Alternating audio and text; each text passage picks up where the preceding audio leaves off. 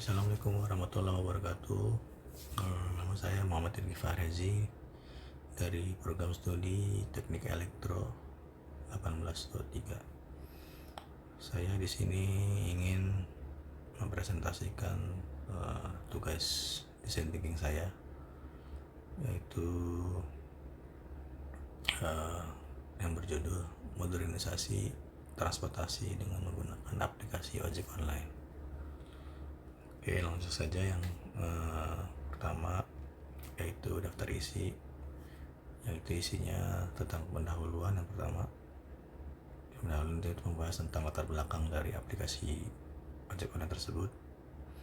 Yang kedua ada tujuan proyek desain, yaitu mengacu pada identifikasi masalah dan rumusan masalah.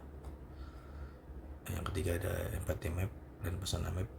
Nah, di sini saya membahas empathy map dan pesona mapnya itu tentang beberapa keluhan dari pengguna aplikasi tersebut dan pengemudi. Nah, selanjutnya yang keempat ada problem statement. Oke, langsung saja pendahuluan, yaitu latar belakangnya. Dalam beberapa tahun terakhir, sektor transportasi mengalami transformasi yang signifikan berkat kemajuan teknologi digital. Salah satu contoh paling mencolok adalah hadir teknologi ini tidak hanya mempermudah akses layanan transportasi, tetapi juga memberikan solusi terhadap berbagai permasalahan yang dihadapi oleh masyarakat, seperti kemacetan, keterbatasan moda transportasi, dan ketidakefisienan sistem transportasi tradisional.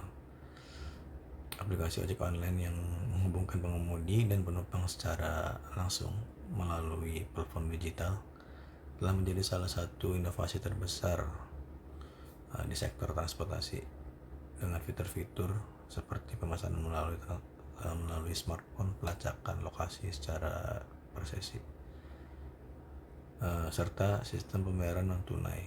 Aplikasi menawarkan kenyamanan dan efisiensi yang sebelumnya sulit ditemukan dalam sistem transportasi konvensional. Oke, selanjutnya tujuan proyek desain, yang mana identifikasi masalah. Pengguna aplikasi ojek online telah membawa dampak yang signifikan dalam sektor transportasi, namun terdapat sejumlah masalah yang perlu diperhatikan untuk memastikan keberlanjutan dan efektivitasnya. Beberapa masalah dan identifikasi masalah antara lain yaitu ada dari keterbatasan infrastruktur digital dan aksesibilitas,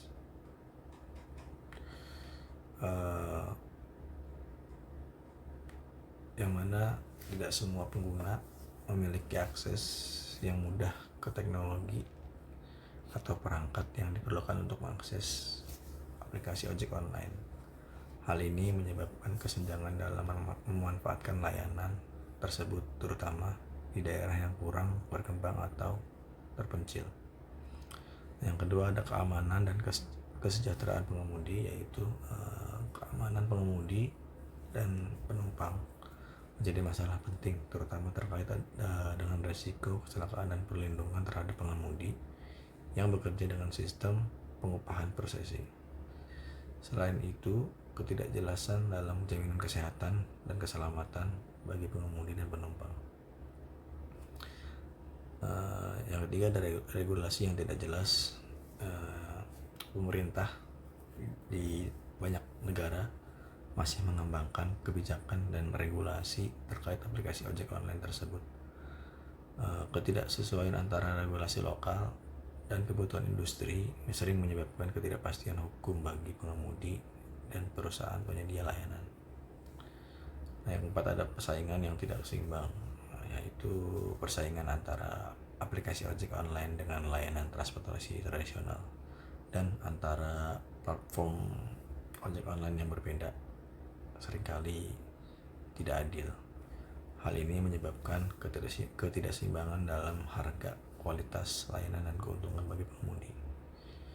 Dan yang terakhir ada dampak sosial dan ekonomi, yaitu meskipun aplikasi ojek online memberikan peluang kerja bagi banyak orang yang tadinya susah mendapatkan pekerjaan, ya. Namun terdapat dampak negatif seperti overpopulasi pengemudi yang berujung pada pendapatan yang tidak stabil, serta masalah terkait perubahan pola kerja yang mempengaruhi kesejahteraan sosial. Nah, rumusan masalahnya pertama ada bagaimana pengaruh pengguna aplikasi ojek online terhadap mobilitas masyarakat di perkotaan. Terus ada apa saja tantangan yang dihadapi oleh pengemudi ojek online terkait dengan kesejahteraan dan keamanan mereka.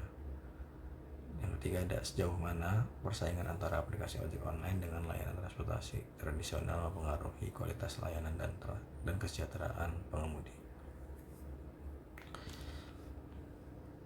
Selanjutnya empathy map dan pesona map. Di sini saya mengambil dari beberapa wawancara terhadap pengguna dan pengemudi, ya. Di sini pengguna dan pengemudi masih ada dapat keluhan lah, ya, keluhan dari aplikasi ini. Jadi dari pengguna ada yang bilang saya ingin kendaraan yang tepat, cepat, dan mudah ditemukan. Ada juga aplikasi ini harusnya mudah digunakan tanpa banyak kendala teknis. Nah, terus juga ada yang kenapa harga naik saat saya memerlukan transportasi dengan cepat. Haruskah saya memilih antara harga yang lebih murah atau waktu yang lebih cepat? Dan juga saya suka jika ada fitur keamanan untuk pengemudi dan penumpang. Apakah driver ojek online ini aman untuk saya? Terus juga ada yang sangat praktis menggunakan aplikasi ini untuk bepergian di kota besar. Nah, dari pengemudi, dari beberapa pengemudi, yaitu pendapat saya sangat tergantung pada jumlah order yang saya terima. Nah, ini berarti pengaruh tadi karena overpopulasi, ya, dan juga mungkin di waktu hari-hari libur, jadi pendapatan berkurang. Nah, terus ada juga yang apakah saya bisa memperoleh pendapatan yang cukup untuk memenuhi kebutuhan. Terus ada aplikasi kadang tidak memberikan informasi yang jelas tentang rute. Haruskah saya memilih untuk tetap bekerja dengan platform ini atau beralih ke aplikasi lain? Terus kadang sistem pembayaran membuat saya bingung bagaimana saya bisa mendapatkan lebih banyak penumpang dan meningkatkan penghasilan. Nah, ini ada dari salah satu dari pesona penumpang dan pengemudi, ya. Yang dari penumpang itu ada seorang wanita bernama Syarah, berusia 30 tahun, pekerjaannya karyawan swasta, tinggal di Jakarta. Nah, tujuan dia itu mencari solusi transportasi cepat dan efisien di tengah kemacetan kota, lalu menghindari kesulitan mencari taksi atau transportasi umum yang tidak dapat dia andalkan, mengutamakan kenyamanan, keamanan dan dalam perjalanan. Masalahnya, tidak semua pengemudi ojek online mengikuti rute yang aman dan efisien. Lalu ada kenaikan harga yang tidak terduga, terutama di jam sibuk. Terkadang aplikasi tidak responsif atau kesulitan dalam memilih kendaraan. Dari pengemudi sendiri, yaitu dengan Bapak Budi, berusia 40 tahun, pekerjaannya pengemudi ojek online.